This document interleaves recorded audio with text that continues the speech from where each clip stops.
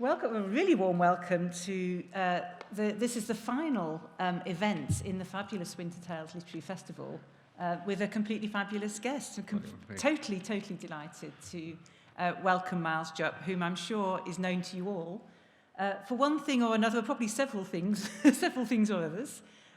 You may know Miles either from your own young days or days of having young children, playing Archie in Balamory, as you were a student here at the time, weren't you? I was, yeah. I was in third year. So, yes, it was... Fantastic student job. It beats washing up and... Yes. It was George Street Research I did before, a call centre on Broughton Street, and then that, yeah. So that was wonderful job. I won't tell you which one paid better. No, okay. And Rev, of course, so, playing the what would you call it? The lay reader. The lay reader in Rev, which is, I thought, such a sympathetic portrayal of... Right. Well, yeah. And the Durrells, the news quiz, Have I Got News for You, which you may have seen on Friday night, Miles on Have I Got News for You on Friday night. And, amongst many other things, and many radio programmes, has brought out his third book, and first novel, really, isn't it? Yeah, History, that's right. which is out now, and highly recommend it, and it is also available in the Rainy Hall afterwards, should you wish to get a signed copy. I think it's probably the muckiest book for sale at this particular festival. I hope it is. That was the ambition I set myself when I sat there. Because you thought you'd like to come to the Assembly Hall and read some mucky bits, didn't you? Yeah. But anyway, before we get further, I need to give some announcements, some health and safety announcements. So thank you all for wearing your masks, and please do keep masks on throughout the event and while moving about the building. We're following government guidelines about track and trace, and so your details have been gathered for that purpose. We're not planning a fire alarm drill, so if the fire alarm sounds, we must all consider it to be real. And so please make your way to the fire exits, which are signed around the hall. And please maintain a reasonable distance from others at all times, and especially while leaving the building, and there'll be helpers on hand to enable everybody to leave safely. Great, so... I did a recording during lockdown in a lecture hall in London Zoo, where they had a small thing. It was a radio sitcom, and they had the same sort of announcements at the beginning. They said there are two types of announcements. If it's one long bell, means that there's a fire, so please get... And if it's lots of short dotty alarms, it means an animal has escaped. So I'm surprised it isn't necessary to have that sort of alarm here as well. But, and do the animals understand the difference between them? Yeah, that's right. Oh, yes, they think gosh, we should be on, shouldn't we? That's our alarm. Yes, that's one's for us. So, Miles, let's start with your new novel, which I actually thought was quite unputdownable. Really enjoyed it.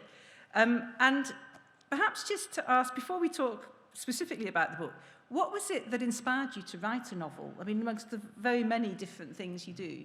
I suppose I just wanted to do it, if that doesn't sound grand or sort of needlessly ambitious. I'd written two other books. I'd written a non-fiction book about, which is about going to India, pretending to be the BBC Scotland cricket correspondent, and which I did in 2006 and wrote in 2011 maybe. And I'd written a sort of fictionalised memoir I used to write this thing called In and Out of the Kitchen, which was a sort of Nigel Slater or Simon Hopkinson style cookery writer. So I wrote his, Damien Trench was his name, I wrote his childhood memoir, Egg and Soldiers. And then I wanted to, to write a novel, but I was sort of daunted by it, really. But I guess I just thought I ought to be able to try and do it. It's actually a completely terrifying thing to do. Yes, fiction is sort of much more frightening than non-fiction.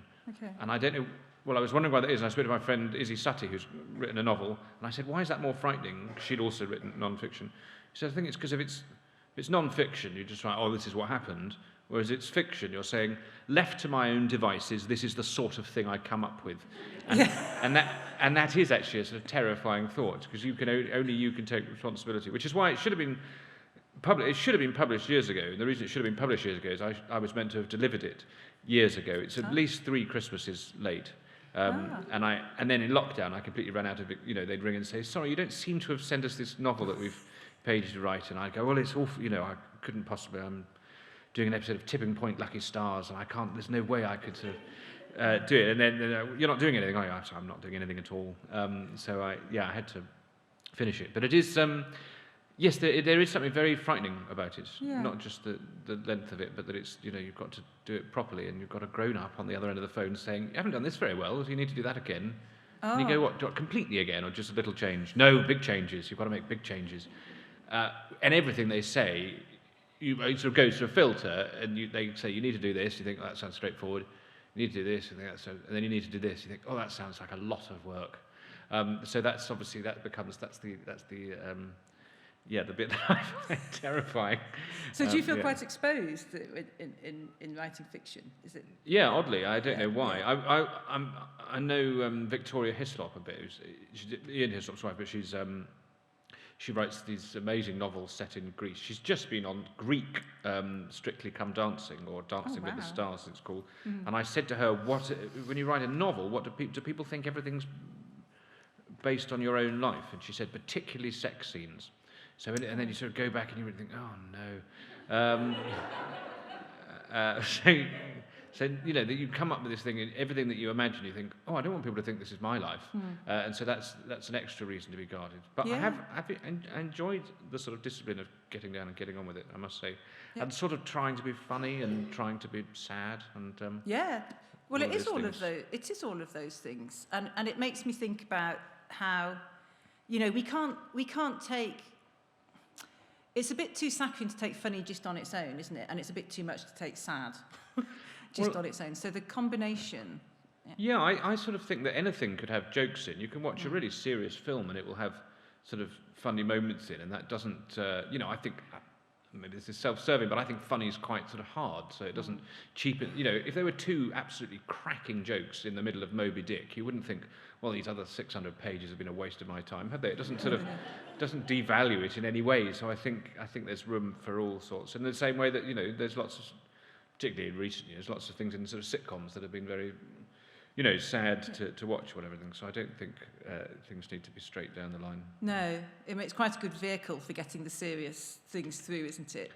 If you can have an access to somebody through laughter. Yeah, if you have lots of sort of light, silly bits. It used to be a sort of thing I'd try and do when I hosted the news quiz, is that you sort of be light and jolly, and then that means that every now and then you can get the ice pick out and really sort of go at something. And I suppose it's a bit like that thing if you ever have crane loss-geopathy and you've got something terribly wrong with you, and you think, what are they doing? Sort of faffing around, and actually what they're doing is just gently loosening everything up, and then they suddenly go, and there's, that's what you've been doing, and they've been building up to it for 45 minutes or whatever, and then suddenly some terrifying noise comes out of you, and you're oddly feel better. That's really, I try to write like a crane osteopath.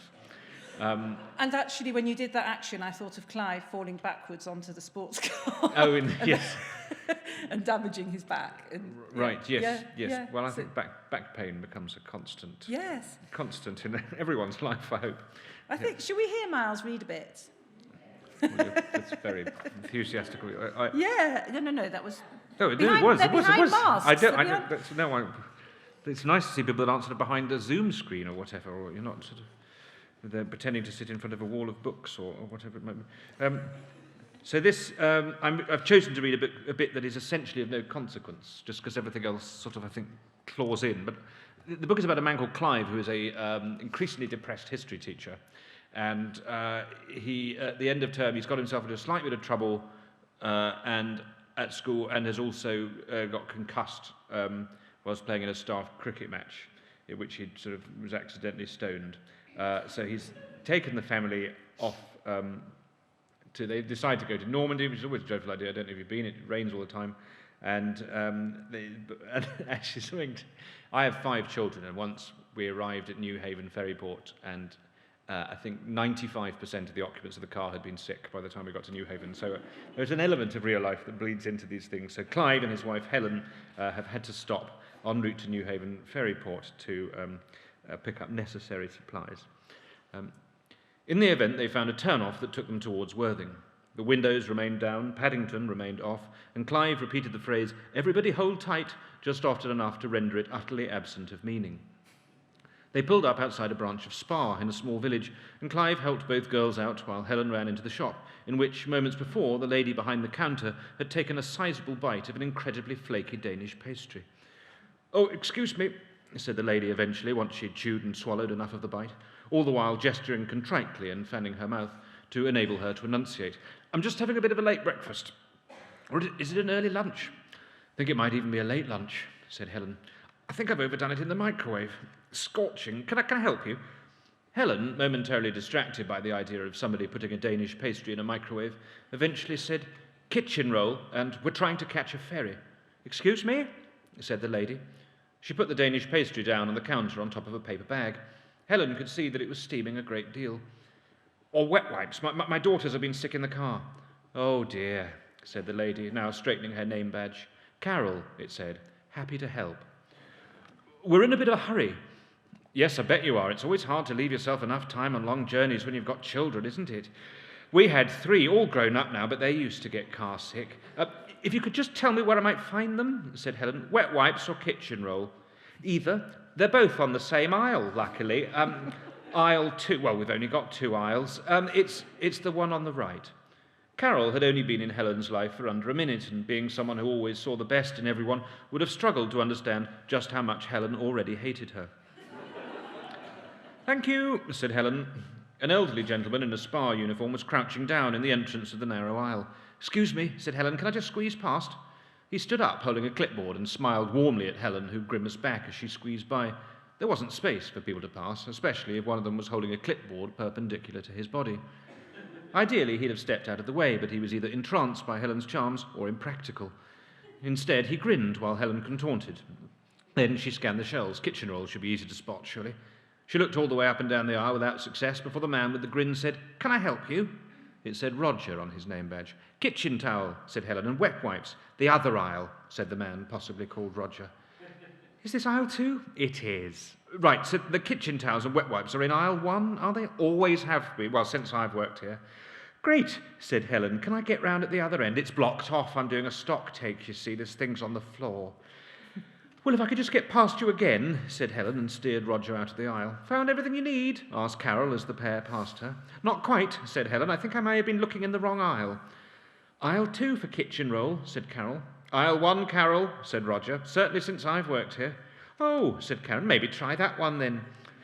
"And Ken," she added, "you've got Roger's badge on again." So it's that sort of stuff, really. And, yeah. And then, things kick off a bit, and only 3 pages later, they're storming the Winter Palace and killing the Tsar's children. But they get there by increments, really. Yeah. And do you think? I mean, is Helen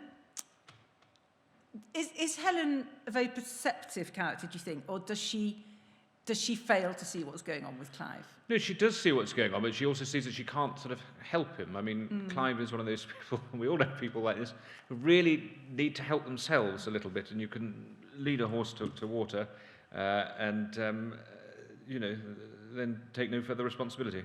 As I think the cliche goes. So she is perceptive, and she sees what's going on, but it's about being able to communicate to people what they need to do. And Clive is, increasingly damaged, but it's his own help. It's his own. He can't help himself, really.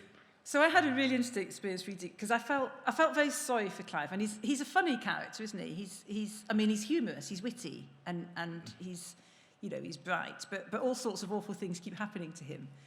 And then at one point, Helen points out that he's being such a victim, and I thought, oh yeah, because it's told from Clive's point of view, and when you're in victim mode, you don't see it yourself, do you? You don't know that that's what you're doing. Yeah, it's like people in the middle of a pandemic going, "Why is this happening to me?" Yes. And you think, well, the whole world has come to a standstill. It's not just you, but yes, that's the nature it's very hard, isn't it, to see your problems from out with or whatever. Or, Yes, you just yes. see a third, Yeah. Like in other things. So I was on Have I Got News For You on Friday, and I watched it with my wife yesterday, and I think I laughed at something and put my head forward, and I saw how enormous my bald spot is, and you think, well, gosh, I wouldn't have known that if I hadn't been on this. So that's That's in the book. Well, it's one of those things. So when you get a bald spot, you're the last person to know about it. And you think, well, how long have I had this for? And people go, well, ages. What, didn't you know? And you go, no one's mentioned it. And of course, they haven't mentioned it. It's that sort of thing. So Rachel, my wife, she would sort of laugh. She goes, oh, that was funny. And I was going, but is that how big my bald spot is? And she's like, well, of course it is. I mean, how much time they put into the edit on people, making people's bald spots bigger or whatever. So yes, it's hard you get those rare. They're trying to make you all seem funny all the time, not just 28 minutes worth in 2 hours. So you've just got time to to step outside of yourself. But that's a luxury.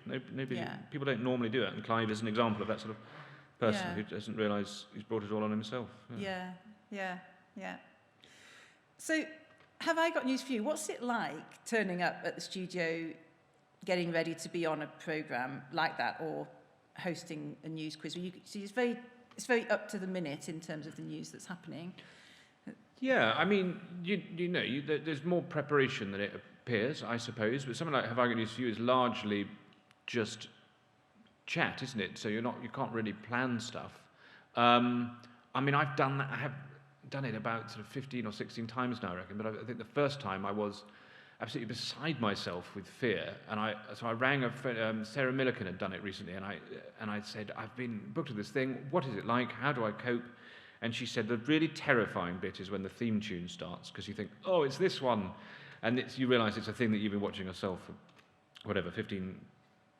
They have been doing it a long time. So a long time, and then you hear the music, you think, oh, it really is this one, and that kind of thing's terrifying. But it's sort of fun. I mean, I prefer working with other people and doing stuff on my own. I've done quite a lot of stand-up, but I sort of like being in a sort of bunch of people. I got a little bit lazy with the news quiz, because I realised there was a thing you could do where, you've been sort of writing jokes or whatever, and then everyone's been talking about a particular subject, and you suddenly realise that you could go, Angela, your thoughts, and then sort of sit back in a chair for sort of 10 minutes, practically blowing smoke rings, whilst other people are doing that kind of hard work. So you've got to put slightly more effort in than that, I suppose.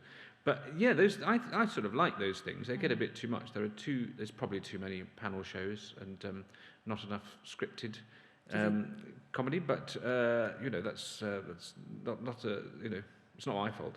No. I'm a victim. Except that you're a victim, yeah. But you do it well, so it would make people want more, I think. So, well, yeah. I mean, I hope so. But the other thing is, a lot of it's sort of acting. I mean, in terms of just, if you laugh very generously at other people's remarks, you don't have to speak as much. And then they go, gosh, you were all over the edit. They kept cutting to you. And you think, well, that's because I politely laughed throughout the whole recording, essentially. And I reckon I could very quietly, I reckon I could go on a show and not speak. And in the and afterwards, people said, "Oh, you seem to be having a good time." That's my ambition eventually, is to is to go on something and do nothing whatsoever. But there's all the time. Every time someone else speaks, they cut to me going, and of course, if you laugh backwards, people can't see your bald spot. Right. Whereas if you laugh forwards, you can. You see, so you can always learn something from these experiences. Yeah. So here on in, we'll see you. Oh yes, a little big yes, lot of collarbone. Yeah. And see if you still end up on the winning side. Yes, it's true, of course. Yes, I might be some sort of anti-Samson. Yeah. There was Henning, the German comedian, tried that on. Talking of the winning side, yes. Yeah. on the Would I Lie to You, and discovered that if he didn't say anything, he would win. Did you hear that? No, I didn't. But that's very. Yes, he's a very tactical man. Yes, that's very clever. So if you don't say anything, you win. Right. So I wondered, Miles, if you could tell us a bit about who your influences are in comedy. And in writing and well, I sort of got into comedy and things probably in the 90s. So there was a great loads of people of my generation, a bit older, got, in the same way as my brother Ed, who's here, used to get Select magazine, and they always came with a free cassette. And one time it came with a comedy cassette that we used to just listen to in the car over and over again. It had people like Arnold Brown on and Bill Hicks and stuff, and we used to listen to that again and again. And also, my father, who he grew up in Wales, he was very into this comic Max Boyce, who was a sort of part of the Welsh sort of folk storytelling tradition. So we used to listen to that a lot in the car. I mean, my childhood wasn't entirely spent in a car, but obviously these were sort of formative. Just the memorable bits. Yeah.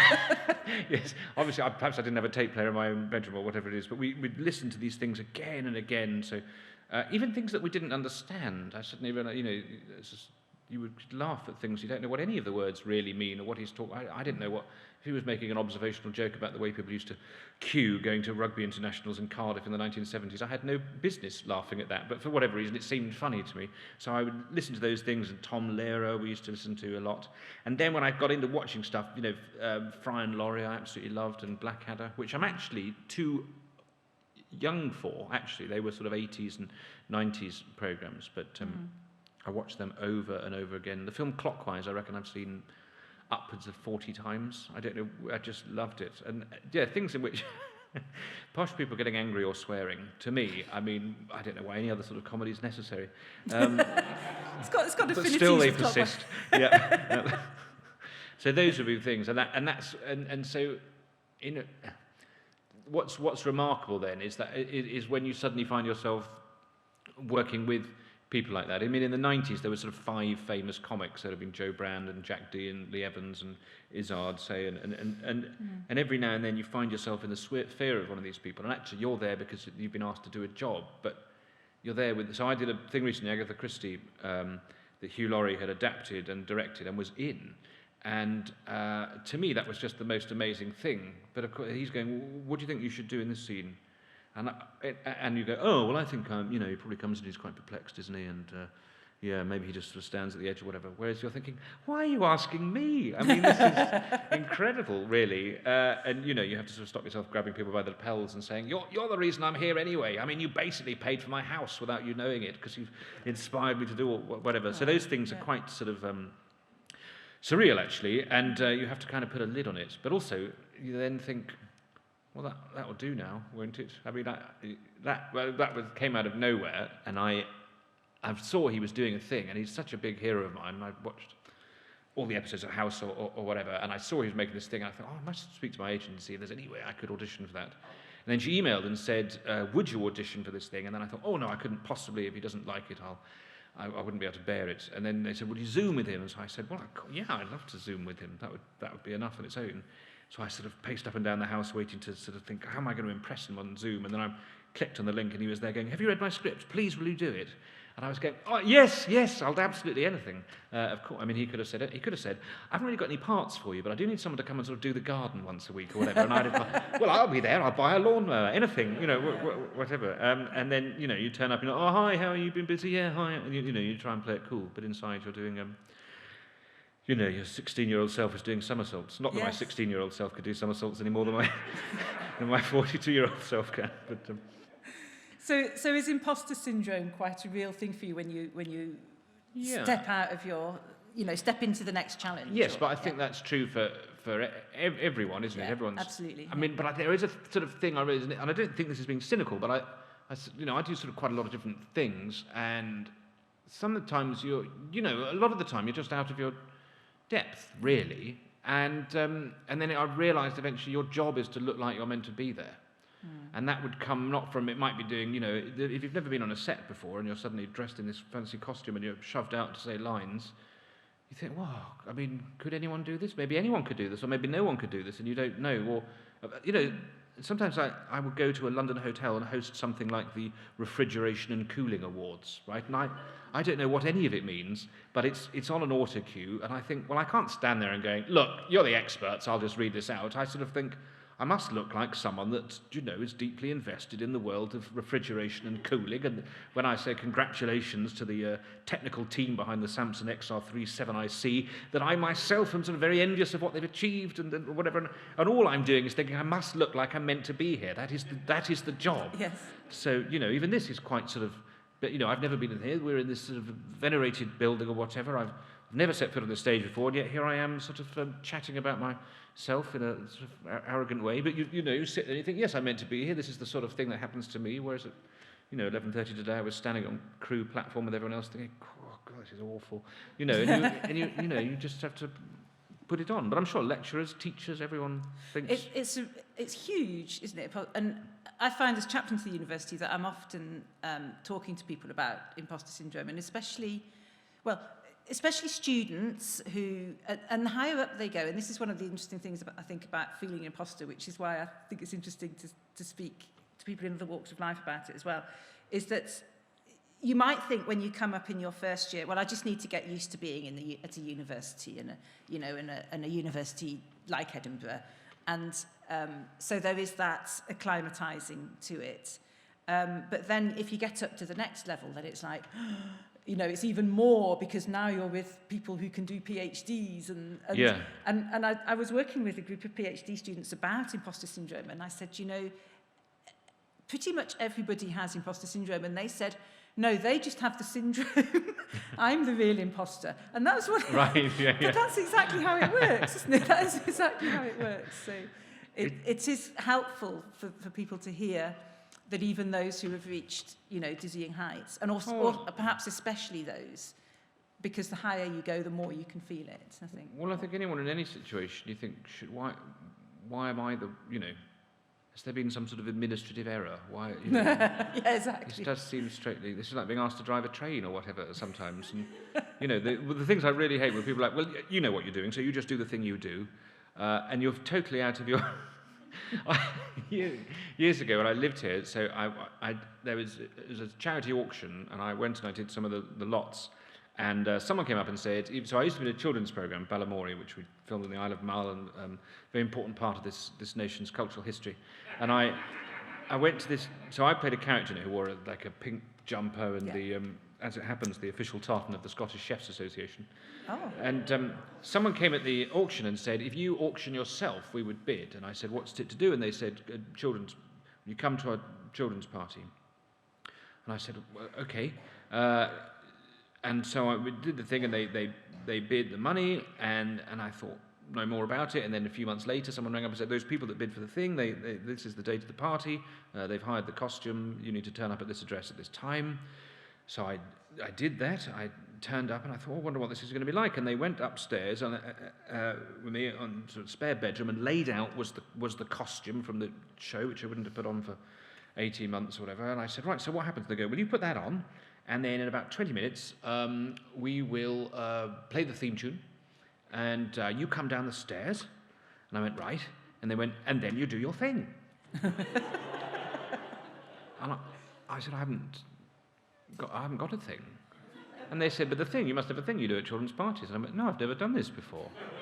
And they went, oh, you must have done. And they sort of left me to it. And I sort of 20 minutes, I paced up and down the room thinking, what is my thing? I don't have I'm in this costume, they're going to play the music, I'm meant to be a surprise, I'm going to be a serious surprise, he's sure, this sort of baffled man wandering down the stairs. And I didn't have a thing. And when the time came, I walked down the stairs and said, happy birthday, and comfortably 5 minutes later, I was in the garden throwing a ball for the dog. I just didn't know what to do with myself. I was completely away. From that moment on, I thought, I always must, if someone says, have you got a thing, make sure that you've got a thing, even if it's, and it's about just a bit, I mean, I could have walked downstairs just looking confident and sung a song. I just didn't have that in me, whereas now you think, oh no, you've got to say yes to these things. If I'm in an audition and they say, can you ride a horse? I'll say yes.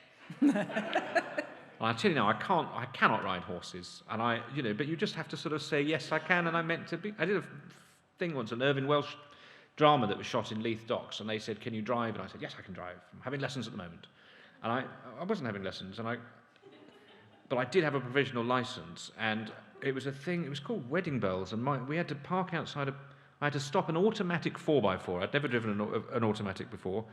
And I had to stop it on a line while some people had a fight, and we talked about it, and then I drove off. And so we got into the car. It's midnight, it's raining, they've all been filmed for 12 hours. I said to everyone else in the car, how does this work? And they said, which bit? And I said, how do you drive an automatic car?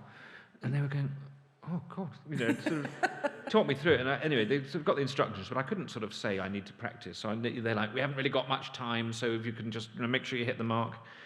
And we drove, and I got to sort of where the mark was, and I sort of stopped the car, and I thought, oh, God, I feel my heart sort of rate was about sort of 170 over 130 or something like that. And the assistant director came to the window and said, right, can anyone else drive?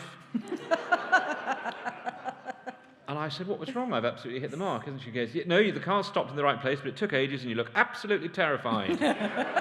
So somebody else needs to drive the car.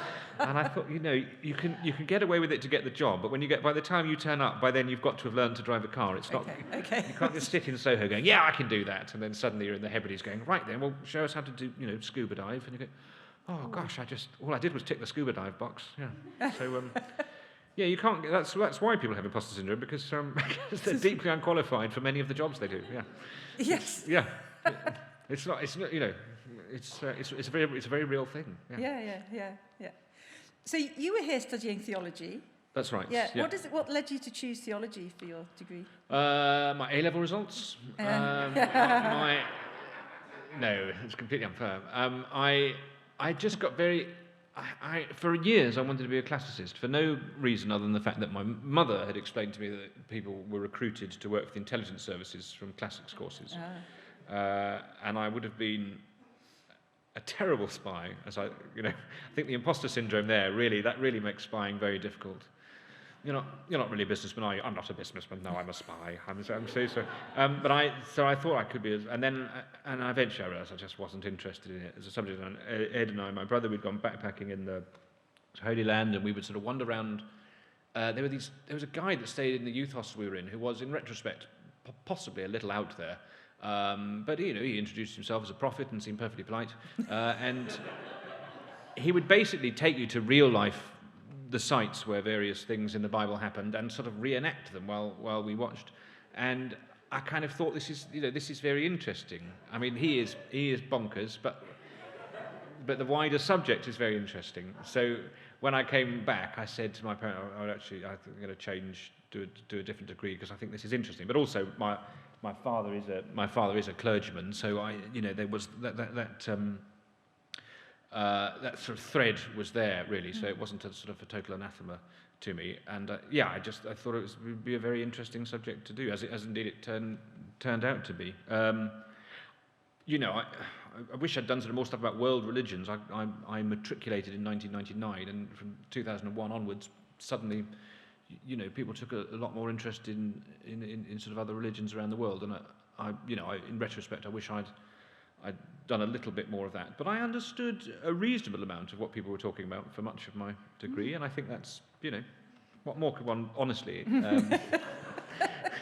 ask of people? Because if you do a degree in somewhere like New College, there's sort of, I was going to say young hipsters like myself, that's completely wrong, but sort of, 20-year-olds who turn up doing a sort of a degree, perhaps with an arts degree head on, but you've also got people in their 40s and 50s who have suddenly decided that they want to be a minister in the Church of Scotland or whatever, and they all really concentrate. And so it means that when you're in a seminar and whatever, you're in a room, there's a lot of people in there who really know what they're talking about and have really done the work, and consequently that sort of lifts everybody up. You've sort of got to be on your A game, or not speak for the first hour, and then you've sort of soaked enough of it in, I hope, and then you can sort of join in. But there's lots of people, I imagine over at George Square, there's people sort of wandering around and whatever, not knowing anything, and it's considered perfectly acceptable. But here it's much more rigorous. Yeah. In my first year, I did an outside course. I did Ancient History 1, which is in the David Hume Tower in George Square, and a lecture here would finish at 5 to the hour, and the one there would start at 5 past the hour, and I would absolutely sweat it down George IV Bridge, get there. There was always one chair left. It was always right at the back of the room, and the lecturer always said, this would be 4 lectures a week. He would say, you're late, and I'd say, I know, I'm sorry, and he always did this, and eventually I just sort of stopped going, because I thought, I'm not going to leave another lecture. I mean, this is admin, basically, but I just stopped going in the end, and I got to the end of the year, and I had to calculate what mark I needed to pass and never have to do it again, and there were I worked out all my average grades, and across 2 exams, I needed to get an average of 17% in 2 exams to pass the year at the lowest possible amount. So I thought, well, there's 2 exams, I'll revise for one of them, and I must be able to get 34% in it. This is the least ambitious thing I've ever done in my life. But I thought, if I do that, maybe I can do it. And I did, but it must have been bloody close, actually. I must have achieved a very, very, very poor mark, but somehow I got through, and then I thought, that's good, I passed that. I never have to run down to that square again and be abused for what is clearly a fault with the system. Yes. So, I mean, I've been plagued by victimhood. Very, just one of those difficult lives, I mean, you read things like Angela's Ashes and you think, well, what about me? I was continually told I was being late, 4 mornings a week. It's actually a bit bad form, I think, of the lecturer to be pointing. Well, I shouldn't have said the name of the course, but yes, I didn't think it was on. Yeah. He's probably been promoted sideways. Yeah. Was your dad pleased when you decided to read theology? I think so, yeah. I think, but I also, I mean, they were very pleased, he's a very jolly man, my father. So he'd be pleased either way, really. If I'd said, I really want to do forensic science or whatever, he'd have thought, good luck. But, do what you want to do, really. Yeah. But the other thing is, I think, actually, from being a performer, I think having a clergyman father is quite in our instance, a clergyman, you suddenly see standing up and talking on a stage as quite normal. Yeah. It's less intimidating. If your parents don't do jobs that involve public speaking, then public speaking is one of the things that people are most frightened of. It's the thing there's endless surveys, I suppose, and the thing that people are most frightened of public speaking, the next thing is death. And you think, gosh, people are really frightened of it. But every Sunday we would turn up and see Dad in the pulpit doing his thing and looking perfectly relaxed about it, and he didn't seem to be nervous about it. And, so to me it didn't seem unachievable, the thought of standing up in front of people and doing something. Whereas to some people you think, why would you do that? And they're also correct. Yeah. I think that's lovely. And yes, he is very jolly, doesn't he? I've had the pleasure of doing some things with your dad and love his joviality. But I'm interested in the relationship between religion and comedy, because there's a philosophical theory that one can't be a moral saint, which actually isn't what we're claiming that religious people are, but that one can't be kind of morally good and funny. Because humour is at someone's... I think it's a wrong theory, but it's one that has quite a lot of traction, because humour is at someone's expense, and Yeah, there can be a sort of humour of kindness, but I mean, I don't know. I mean, even if you're endlessly self-deprecating, presumably you're being, sort of too... Is that not a form of sort of self-flagellation that would have been rewarded in some centuries, even if slightly frowned upon now? God moved on. It's mainly just too much sort of inner city traffic in tourist hotspots caused by, slow-moving pilgrims on their knees and so forth. But I mean, there are places in Italy you just can't go. But I think there is, a lot of comedy has victims, and in comedy there's obviously this conversation now about sort of punching up and punching down and what's acceptable. And I dare say there is a truth in that. I mean, a lot of so I go on programs and we sit there being rude about people who are. Whatever you think of Matt Hancock, for instance, I mean, presumably he is doing his best, Now, there's a lot of wider questions as a result of that, but, you sit there sort of thinking, well, that's part of their job is being abused by people like me, isn't it? But then you think, well, is it? Am I being unpleasant or whatever? And yet, there's just this volume of stuff you've got to get through, and then, this has happened, talk about these people. In a way, it's the quickest thing. You think, well, I could come to a defence of this, or we could go, this is a really dreadful idea. Let's sort of attack it. But that's maybe not, is satire morally good behaviour? I don't know. Interesting. And then when you think about what is it that in China at the moment you can be arrested for saying that the president looks like Winnie the Pooh? Right. Apparently. Specifically saying he looks like Winnie the Pooh? Specifically Winnie the Pooh. So if he said that he looked like Tigger or sort of Piglet or whatever, that might be all right. That's completely acceptable. Yeah. He's sort of passing resemblance to Christopher Robin. Yes, but then when you hear about that kind of context, you think, thank goodness we can laugh at our politicians here. Yes. No, it is a better country than we realise, I suppose. Yeah, and that sort of this sort of censorship. I mean, I work a lot with Frankie Boyle, who's quite out there, I suppose. And his, he's a ridiculously intelligent guy, and he can sort of when he was 16, he grew up in the Gorbals, but when he was 16, he was the Scottish schools debating champion. And he's an unbelievably clever guy and so well read. And if you ask him his opinion on something, he's already got one. You know, if you ask me my opinion about something, I listen to what I'm saying as well as you, because I think, well, I wonder what I do think about that. Let's hear what sort of comes out. And it means that there's a sort of, someone like that has a sort of certain freedom to be rude about people, I think also just because of their sort of intellectual capabilities. But I think people think that people justify what they say retrospectively, whereas someone like him, it's actually very considered. But some people just sort of shoot off from the hip, and it's sort of tricky. But morally, where that leaves us, I don't. Presumably, we're sort of quite dreadful. I don't. Yeah. And that's all right, isn't it? I mean, what more could people possibly expect? I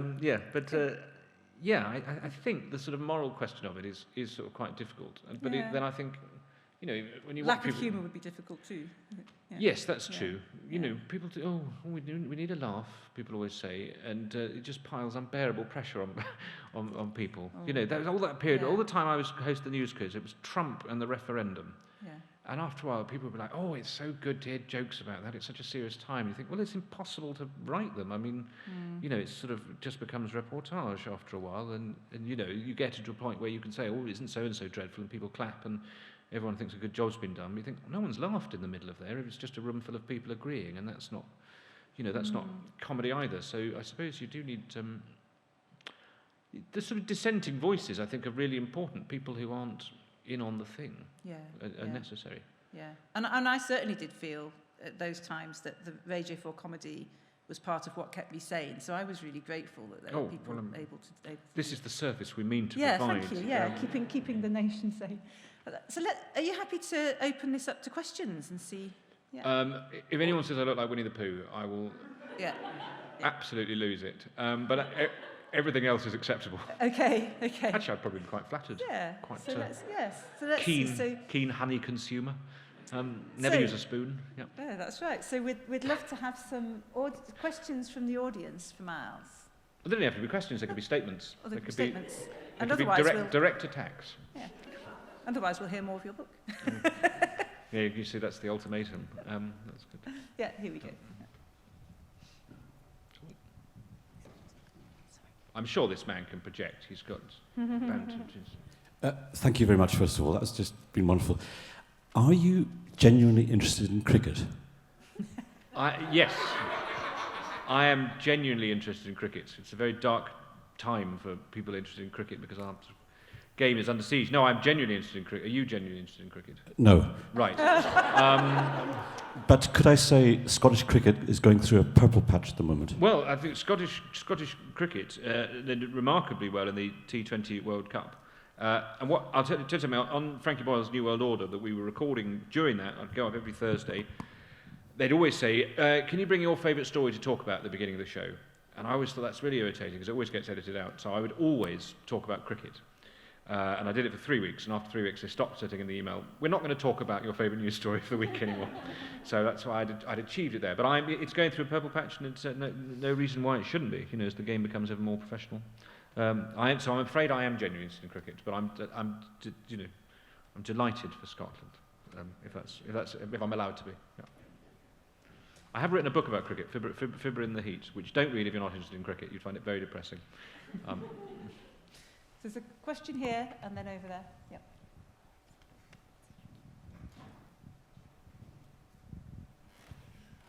I don't wish to be obsequious, but I think you're a very, very good actor. Oh, did you learn to act somewhere? Have you been trained? No, that is very nice of you. I am totally untrained, other than I suppose sort of on the job training. At school, I would be in plays, and then when I came here to university, I did things at the Bedham Theatre, and then I started doing stand-up at the Stand in York Place. And actually, I just sort of wanted to do comedy in those days, and then I got the part in the children's programme Balamory sort of randomly, really. I knew the producer's wife was a stand-up poet, Donna Cracken, and I bumped into her on a train, and I knew her because, oddly, the size of Scottish showbiz, I knew her because Frankie Boyle used to cat sit for them. And she said, oh, Brian's making this program, would you audition for it? And I just thought, yeah, why not? We were doing another thing called Live Floor Show. And I suddenly realised I didn't know what I was doing when I started. I was genuinely someone had said, oh, nothing really filming, it's just sitting around, you know. And I thought, oh, great. So I sort of turned up to the first day. The first day I had to do 25 pages of dialogue, none of which I'd learned when I arrived on the, I couldn't believe how difficult it was. But I was surrounded by other actors, and I've always enjoyed sort of sitting at the feet of people that have done more and have all these experiences, and I just really enjoyed that aspect of it. So for me, that in a way, that was sort of my training. If you could be a sort of prime suspect, or you could be in a children's program, they're all shot the same way. That's all the technical stuff is there. And so it was a lot of just watching other people, and gradually you get these, you sort of build up experiences, really. So I was, my agent at the time, he said, you've been offered this thing, and I said, well, should I do that?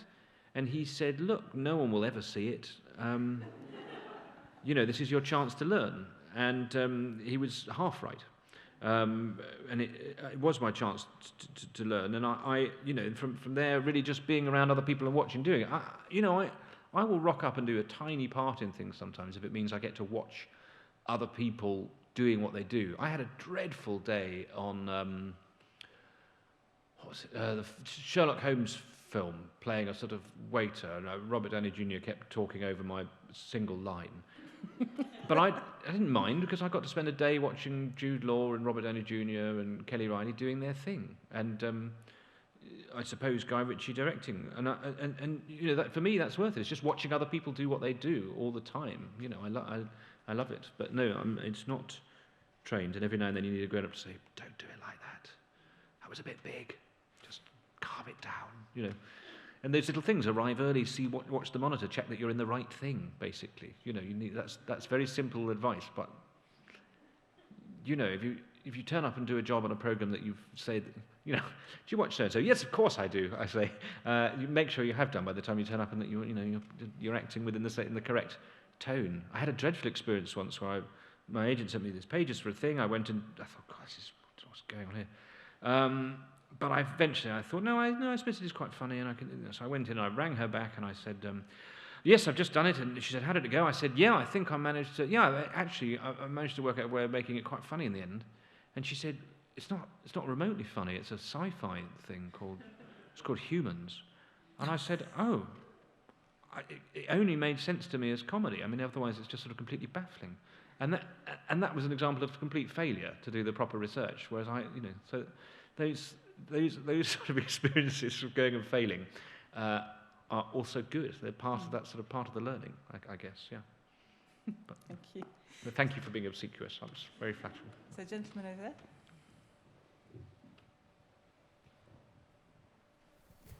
Hi, Miles. Can we just go back to cricket? Yeah. This is what you've started. Yeah. I like my cricket. You said that Scotland were going through, what was the colour of that patch? A purple patch? I said a purple patch. Yeah. Did they not lose all their games in the T20 No, they didn't. No, they won lots of their games. Did they not? Oh. And they qualified for the Super 12s, yeah. That's right, and they lost all their games in Super 12. They did, yeah. Yeah, okay, thanks. But, how purple do you want a patch to be? Well, the odd win in the Super 12s would have been nice, but okay, I'm just being picky. No, that's fine. Well, this is the sort of grudge that will drive them forward. This is what will motivate them. They don't want to be in this sort of situation again, where people are pointing out their failures. So, absolutely. And more people need to have your attitude, frankly. I would agree with you. That will drive this nation forward as a cricketing force. Indeed. Yeah. I'm quite happy to do that. But who is your favourite cricketer? Michael Atherton. That's my favourite cricketer. Probably the greatest hero in my life. He's up there with. Yeah. That's a good shout. Thank you. Thank you. Was there a question here? Yeah, over there. I'm sure you can bellow it out. Oh no, I don't want to put people out of work. That's shocking. I'm interested in what you said about having your dad as a vicar and how that influenced public speaking. I'm just wondering, did growing up in a vicarage, I assume, did that influence your comedy in other ways? Yeah, I guess it did really. I mean, so our house would be a sort of strange mix of things, I suppose, in that you got to sort of see a bit more of life than you expect. There's this thing where people think, clergy are sort of very easily shocked people, or don't say anything rude in front of, that sort of old trope of vicars being sort of shocked or whatever. Because Dad was a clergyman, you'd have a thing. When we grew up, his church was in West Hampstead, in northwest London. It was in Corby in Northamptonshire in the early noughties. I remember, Dad once saying, I've been asked to go and visit a relative of someone in the congregation. They're very worried about them. They haven't seen them, and could I go and visit them? And off he went, and then the phone rang about 20 minutes later, and my dad said, was it sort of terrifying, even now actually, said, okay, I've arrived at the address. I'm just going to give you an address. Can you write it down? And if I haven't phoned you in 5 minutes, ring the police and tell them this is where I am, please. And I went, okay. And then I put the phone down. I thought, blimey, people think that, these people wander around being all kind of, oh, whoops there, and that, it's sort of terrifying stuff. So that sort of aspect of it. And then, luckily he rang about 3 minutes later and went, he wasn't in, so I'm going to start the car, I'll come straight home. And things like that. We used to, the other thing was people would just sort of come, presumably from a security point of view, it's not done now, but in the old days outside the church, it would sort of say the vicar's address and phone number and stuff would be there, and so anyone could sort of turn up to the house, and you'd sort of wander out into the hall, and there'd just be sort of someone sitting on a chair waiting to see. Or there was a guy that used to come to the house in the middle of the night quite often, and who Dad knew from. So because this guy was lived on the streets and had been ill, but Dad had sort of known him previously, and there was just bits of life that you would see. I remember being woken up as quite a young child and looking out of my bedroom window and seeing a very bearded man refusing to get into an ambulance, and those sorts of things are just. There's a sort of an underbelly there that isn't expected, and then I suppose the other thing is just the slightly sort of the sort of more ludicrous side of stuff, where you see people getting very cross about things that I remember listening to Dad on a phone call. Someone had rang. They were absolutely furious about the amount of sugar that had been left on the floor of the church hall by the scout group. And Dad must have been on the phone for about 40 minutes. And I remember thinking, this man's got 5 degrees. Shut up about sugar. What is... And of course he's very nice. He's going, no, it is a problem. Well, I tell you what, do you know what, tomorrow I will arrive myself and I will sweep it up, because you're absolutely right, this is not on. Things like that, this is extraordinary, that there is no limit, no amount of his time that people aren't prepared to tax, because they know that he's a listener and whatever. And things like that I would sort of find funny. But Dad he's absolutely fascinated with death. There's a sort of sociology of death, and our mum is a lawyer. So we would have, most holidays would involve sort of photo opportunities at crematoria or graveyards. I remember a family holiday to Burgundy in the late 80s that was spent entirely with my parents describing the details of their will. It's true, it was, wasn't it? I remember having to say, you have to stop this. You just keep telling us what's going to happen when you die. And it's, you're making it sound like it's sort of happening as soon as we get home, Right, we're going to get to Dover, then we're going to die, and things like that. But that was an openness. I realise in retrospect, at the time I used to think, what are they doing?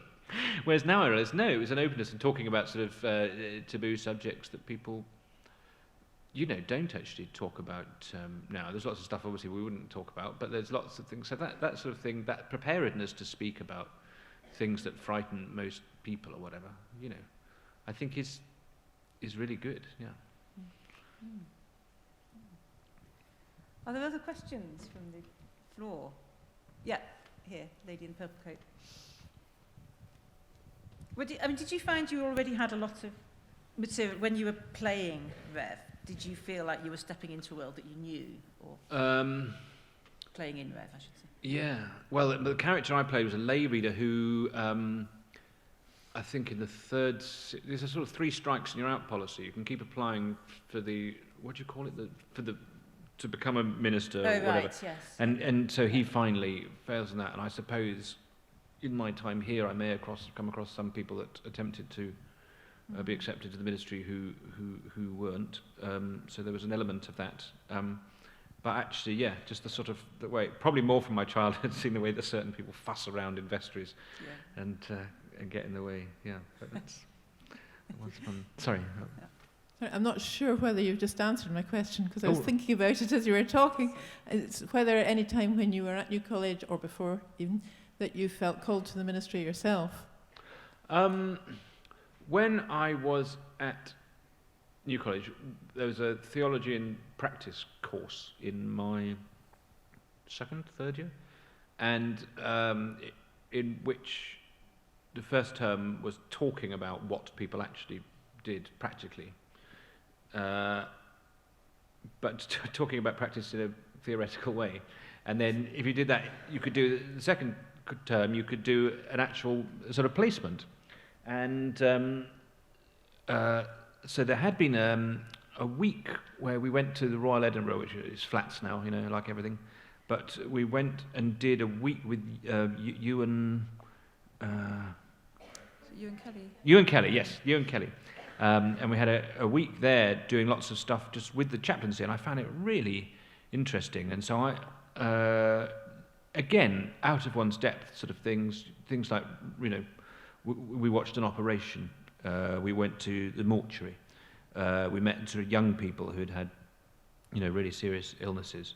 And it just seemed sort of really fascinating. So I then did that module, and so I spent, it was probably only one term, and it'd be one afternoon a week going to the Royal Edinburgh Psychiatric Hospital with a chaplaincy badge on, and just wandering around talking to people. I know I keep coming back to the subject of being massively out of one's depth, but that was, they'd say, do not use the same loos as the patients.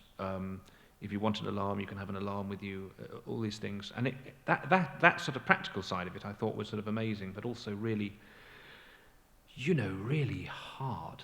But that I did consider, maybe a hospital chaplaincy did seem just a really interesting world. And my dad, again, he was a hospital chaplain at Peterborough. I think, the other side of it, of course, a lot of hospital chaplaincy is, having to sort of console recently bereaved people who've missed the death of a loved one as a result of, a lack of parking facilities and things like that. And that sort of thing is very stressful, I think, and you're kind of battling against the system that employs you a lot of the time. But that side of it I was quite interested in. That would have been probably about 2 months before I started doing Balamory, though, and I guess that, I could have combined the two, I suppose. I was doing a TV programme when I did that placement at the Royal Edinburgh, and I remember saying to the chaplain, he said, is there anything you're worried about? And I said, I'm slightly worried about going to the day rooms because I'm on a TV programme at the moment. He said, are you? I said, yes, it's on Friday nights. It's called Live, I think it was Fridays. It's called Live Floor Show. It's a comedy programme. He says, well, what sort of happens in it? And so I explained, well, there's Greg Hempel as the host and various different characters. We all get up and there's a band and there's a guest. And he went, I just don't think it sounds like the sort of thing they'd watch. And he was absolutely right. There was no crossover whatsoever. Thank you. So we've got time for one more question, if there is one. And then we'll do our song, won't we? And then we'll do our song. Yeah. No, because then I get to ask you what's next for you, Miles. What are you looking forward to doing next? What am I looking forward to doing next? I have to say next year's diary looks very, very few scheduling complications. Tomorrow, I'm getting a sleeper tonight. Tomorrow I'm doing exactly this sort of thing, but with David Gower, former England cricketer in your chair. Yeah, looking forward to that. There's an end of your Frankie Boyle Christmas special in which I will sit in a chair and laugh while other people talk. Oh no, I'm playing the Prime Minister in something. I mean, it's nothing big, but well, I thought might as well. Can you play him in real life and spare us? Yes. Again, we come back to imposter syndrome and that feeling of people being hopelessly out of their depth. There is a thing then, you see it in local government and now you see it in national government, so people, they want to be in charge of something, they just want some power, and then when it happens they think, Oh gosh, this is rather a lot of work, isn't it? You know, it's like getting a book deal and then having to write the thing. Yeah. Have you got another book on the way? Contractually, I have another book on the way. Okay. I just need to have an idea for it. I might write another novel, or I'd like to write a travel book with a tie-in, lavishly funded television series. Yes. Yeah, but I don't know. Since COVID, to be honest, I live in South Wales, and I suddenly realised I've been really busy for quite a long time, and I have 5 children, and actually I would rather spend more time at home, even if we have to basically just eat rice. So I'm not. You join me at the sort of least ambitious moment of my life, really, where really what I want to do is be at home. Of course, you sit at home for 2 weeks, you think, God, carpets aren't very. We should probably get some new carpets, shouldn't we? Well, I should go out and earn some money, and then we can have some new carpets, and the whole thing becomes a sort of vicious cycle. But if I can learn to live off rice and live in filth, then I think it's an achievable ambition. Is just not really leaving the house. Yeah. And they'll be delighted to have you there. Well, they might be, of course. I may be asked to leave, maybe asked to move on. Can you go and play like a prime minister in something? Anything? Just get out of the house. Yeah. Miles, thanks so much for being here. Thank you. It's very nice to be back. Really wonderful. Yes. So let's show our appreciation. Thank you.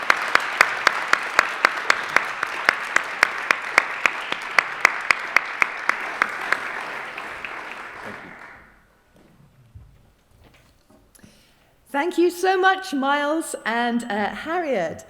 I'm really sorry to say that that's our last event in Winter Tales, Scotland's first religious literary festival, and I hope not the last.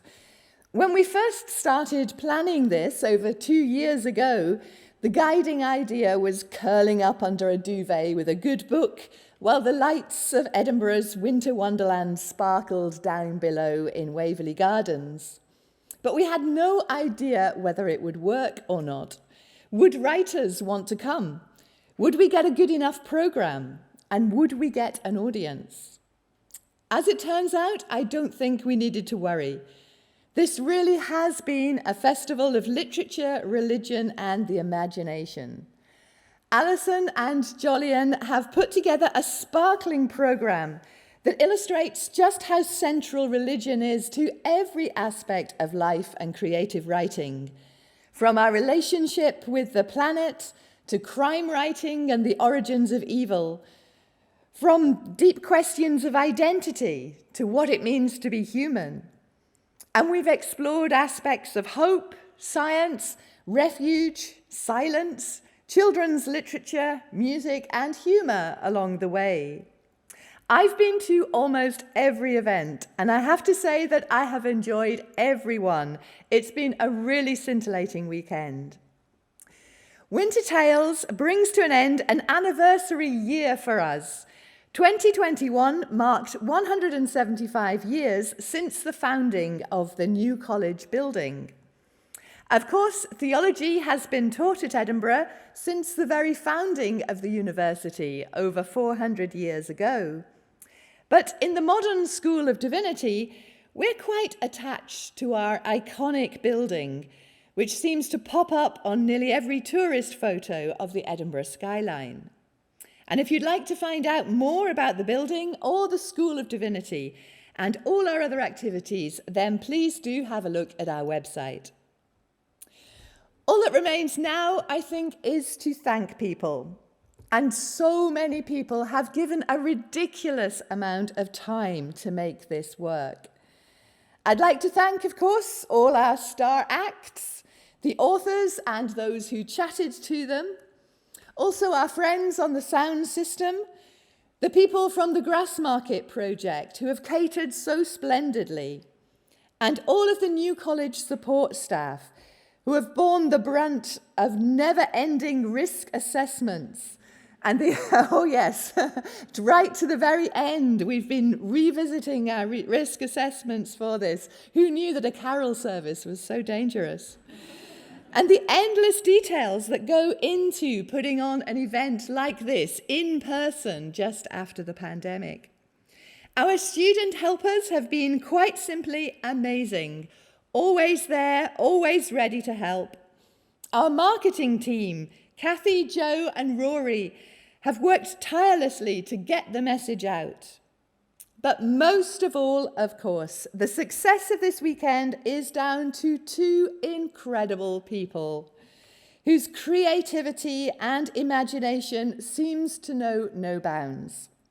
I have a tiny gift for each of you in recognition of all your work, but it's really just an excuse to get you down here on the stage so that we can all show you our thanks in the traditional manner.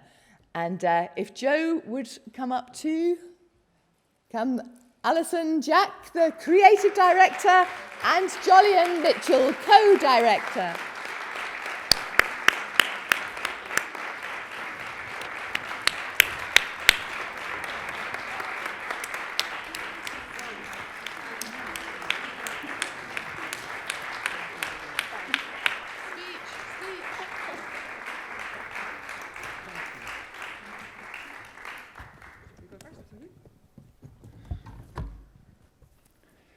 Can I just say a quick, huge thank you to all of you for being here today and for coming to so many of these wonderful sessions. Thank you so much. Thank you very much to Helen.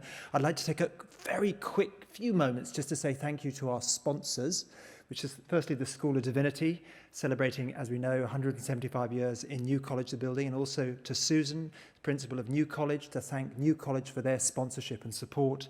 Also to IASH, the Institute of Advanced Study in Humanities, who sponsored a number of panels, to CTPI, the Centre for Theology and Public Issues, to the Drummond Trust, to SPCK, to the Scottish Network for Religion and Literature. We also thanked Cornerstone Bookshop, which has been here right through the festival.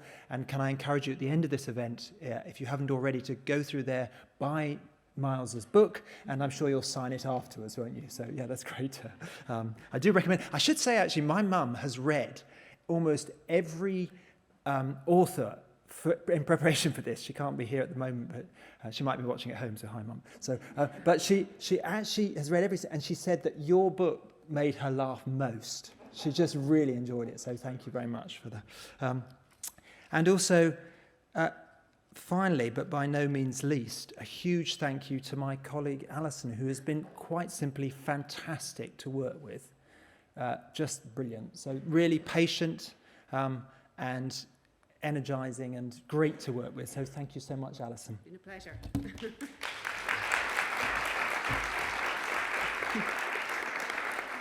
And Helen has already thanked some of these people, but I want to put some names to some of the categories of people that she mentioned. To our lighting, sound and online facilities people, without whom we could not have communicated in the way that we have. To John and Neil and Nick and Michael and Simon, to Rory and to Donald, thank you for all your expertise. We always felt we were in safe hands. So yes, please give them a round of applause. Thank you. To Robert and Erin on the front desk and for moving things around and always having everything we needed to hand. To our wonderful helpers, and let me name them all. Not all of them are here because some were here on Saturday or Friday. In no particular order, Deanne, Andy, Ellie, Lois, Monica, Carolina, Mancy, Catherine, Emily, Gemma, Aoife, Christina, Preston, Ioana and Michael. Thank you to you all. You put up with being cold for much of the time that you've been here. And every time I see you, you're all wrapped up. And I really appreciate the sacrifice that you made to come here and to be part of our festival. So thank you. And finally, for me anyway, I wanted to thank Kathy and Julie in the office who have just been endlessly patient, and to Bertie, who is here on his crutches. And perhaps I can say a particular thank you to Jo, who's our administrative assistant, who, even though she is full of the cold, and you will never see her without a mask at the moment because she is feeling so miserable. Jo, thank you so much. And I too should say thank you to Jolyon. We really could not have put on this festival, I think, if we hadn't formed such a good and friendly and complementary team. So thank you for all your energy. And that's us. Let's go home.